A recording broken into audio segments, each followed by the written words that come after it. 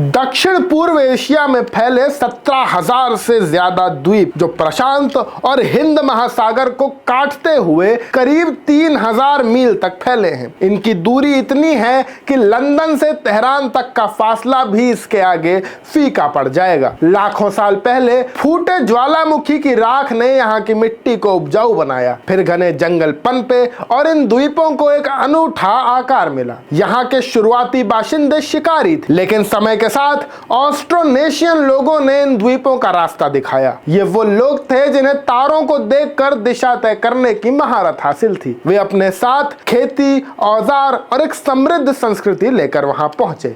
नमस्कार, मैं शाश्वत सिंह दर्पण और आप देख रहे हैं द देश बोर्ड। द देश बोर्ड के इस विशेष कार्यक्रम में जिसका नाम है वो पुराने दिन। इंडोनेशिया की यह भूमि समुद्री सिल्क रोड का अहम हिस्सा तब से थी जब इसे कोई आधुनिक नाम नहीं मिला था। यहाँ सबसे पहले भारतीय व्यापारियों और प्रवासियों ने अपना डेरा जमाया। उन्होंने यहाँ भव्य साम्राज्यों की नींव रखी। धीरे धीरे इंडोनेशिया के द्वीप भगवान शिव, विष्णु और बुद्ध के मंदिरों से भर गए। जावा का डींग पठार जो कभी पवित्र आत्माओं का निवास माना जाता था, वहां ऊंची चोटियों वाले प्राचीन मंदिर खड़े किए गए। इसी काल में दुनिया का सबसे बड़ा बौद्ध मंदिर बना, बोरोबुदुर। प्रम्बनन में वास्तुकला का बेजोड़ नमूना पेश करते भव्य हिंदू मंदिर बनाए गए। श्री विजय साम्राज्य सुमात्रा द्वीप पर बौद्ध धर्म का एक बड़ा केंद्र बनकर उभरा। 1500 सालों तक यहाँ हिंदू और बौद्ध राजाओं का शासन रहा, लेकिन 7वीं शताब्दी के बाद कहानी बदलने लगी।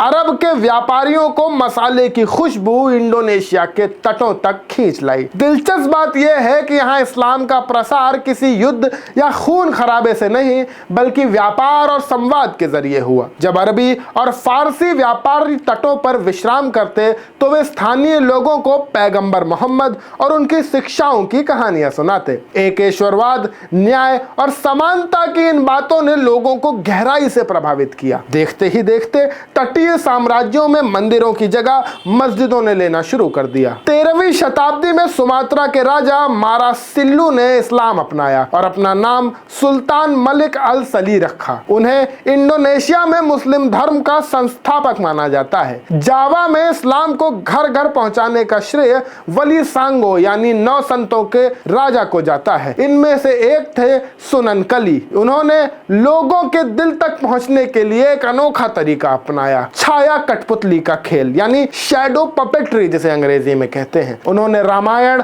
और महाभारत की कहानियों के जरिए ही इस्लामिक मूल्यों को पिरोना शुरू किया। मनोरंजन के माध्यम से लोग कब धर्म के करीब पहुंच गए उन्हें पता भी नहीं चला। 14वीं शताब्दी के महान यात्री इब्न बतूता ने भी अपनी किताब रिहला में इंडोनेशिया का जिक्र किया है। उन्होंने बताया कि यहाँ के सुल्तान विद्वानों का बहुत सम्मान करते थे और समुद्र पासा जैसे बंदरगाह अरब, भारत और फारस के व्यापारियों से गुलजार रहा करते थे। मसालों के इसी व्यापार ने यूरोप के देशों को भी यहाँ खींचा। पहले पुर्तगाली आए और फिर डच। 16वीं शताब्दी तक नीदरलैंड्स ने यहाँ अपनी कड़ी मजबूत कर ली, लेकिन उनका शासन बहुत कठोर था। किसानों पर जुल्म हुए और मसालों की लूट शुरू हुई। इसके खिलाफ सुमात्रा और जावा में कई विद्रोह हुए, जिनमें कत नग दिन जैसी जाबाज महिलाओं ने संघर्ष का नेतृत्व किया। दूसरे विश्व युद्ध के दौरान कुछ समय के लिए जापान ने यहाँ कब्जा किया, लेकिन 1945 में जापान की हार के बाद इंडोनेशिया की आजादी का रास्ता साफ हुआ। 17 अगस्त 1945 को सुकर्णो